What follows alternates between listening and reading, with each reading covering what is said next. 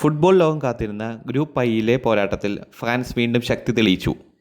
ഇറാഖിനെ 3 ഗോളുകൾക്ക് തകർത്താണ് ദശാംസിൻ്റെ പിള്ളേർ നോക്കൌട്ട് റൗണ്ടിലേക്കുള്ള ടിക്കറ്റ് ഉറപ്പിച്ചത്.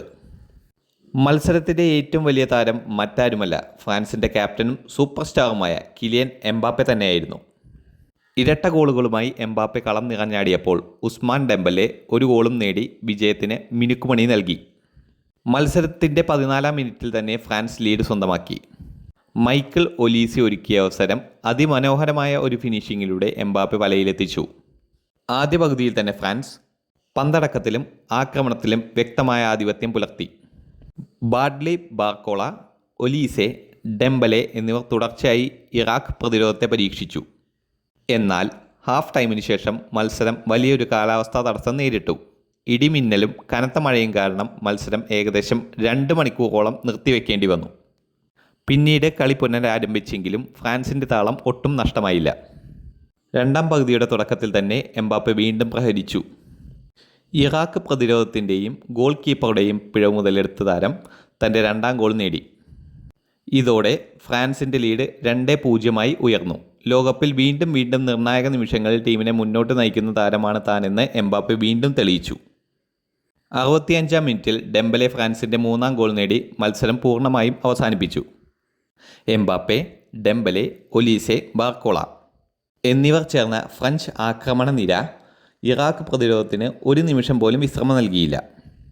മധ്യനിരയിൽ അഡ്രിയൻ റാബിയോ, മാനു കോനെ എന്നിവർ മികച്ച നിയന്ത്രണം പുലർത്തിയപ്പോൾ പ്രതിരോധത്തിൽ വില്യം സാലിബ, ഡയോട്ട് ഉപ്പമെക്കാനോ എന്നിവർ ഉറച്ച പ്രകടനം കാഴ്ചവെച്ചു.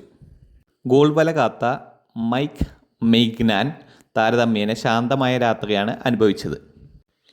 ഇറാഖിൻ്റെ ഭാഗത്ത് സിദ്ദാൻ ഇക്ബാൽ, അലി അൽ ഹമാദി എന്നിവർ ചില മികച്ച മുന്നേറ്റങ്ങൾ നടത്തിയെങ്കിലും ഫ്രാൻസിൻ്റെ നിലവാരമുള്ള പ്രതിരോധത്തെ മറികടക്കാൻ സാധിച്ചില്ല. പോരാട്ട വീര്യം കാണിച്ചെങ്കിലും ഫിനിഷിങ്ങിലെ കുറവ് ഇറാഖിന് തിരിച്ചടിയായി. അവസാനം വിസിൽ മുഴങ്ങുമ്പോൾ സ്കോർ ഫ്രാൻസ് 3, ഇറാഖ് 0. എംബാപ്പയുടെ ഇരട്ട ഗോൾ, ഡെമ്പലെയുടെ ഗോൾ, ഒലീസയുടെ സൃഷ്ടിപരമായ കളി, ബാർക്കോളയുടെ വേഗത എല്ലാം ചേർന്നപ്പോൾ ഫ്രാൻസ് വീണ്ടും ലോകകപ്പ് കിരീടത്തിനായുള്ള ശക്തമായ സ്ഥാനാർത്ഥികളാണെന്ന് വീണ്ടും തെളിയിച്ചു. ഈ മത്സരത്തിൽ ഒരിക്കൽ കൂടി ലോക ഫുട്ബോളിലെ ഏറ്റവും അപകടകാരിയായ ആക്രമണ താരങ്ങളിൽ ഒരാളാണെന്ന് കിലിയൻ എംബാപ്പെ വീണ്ടും തെളിയിച്ചു. ആദ്യ ഗോൾ നേടിയ നിമിഷം മുതൽ തന്നെ ഇറാഖ് പ്രതിരോധത്തിന് അദ്ദേഹം വലിയൊരു തലവേദനയായി മാറി. അതിവേഗ ഓട്ടങ്ങൾ, കൃത്യമായ പൊസിഷനിങ്, അവസരങ്ങൾ ഗോളാക്കി മാറ്റാനുള്ള കഴിവ് എന്നിവയിലൂടെ മത്സരത്തിൻ്റെ ഗതി തന്നെ എംബാപ്പെ നിയന്ത്രിച്ചു. 2 ഗോളുകളും ഒരു ലോകോത്തര സ്ട്രൈക്കറുടെ മികവ് കാണിച്ചു തന്നവയായിരുന്നു.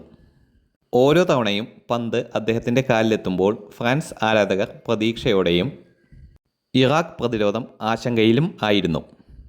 ഈ ഇരട്ട ഗോളോടുകൂടി ഫ്രാൻസിൻ്റെ വിജയശില്പിയായി മാറിയ എംബാപ്പെ ലോകകപ്പ് കിരീട സ്വപ്നങ്ങൾക്ക് കരുത്തേകുന്ന പഠനമാണ് പുറത്തെടുത്തത്. അവസാനമായി ഈ മത്സരത്തെക്കുറിച്ച് പറയുകയാണെങ്കിൽ ഇടിമിന്നലും മഴയും കളി നിർത്തിയേക്കാം, പക്ഷേ എംബാപ്പയെ നിർത്താൻ അതിനും കഴിഞ്ഞില്ല. ഫ്രാൻസ് കുതിക്കുന്നു ലോകകപ്പ് കിരീടത്തിലേക്ക്. കൂടുതൽ വാർത്തകൾക്കും വിശേഷങ്ങൾക്കുമായി ഈ ചാനൽ ഇപ്പോൾ തന്നെ സബ്സ്ക്രൈബ് ചെയ്യുക.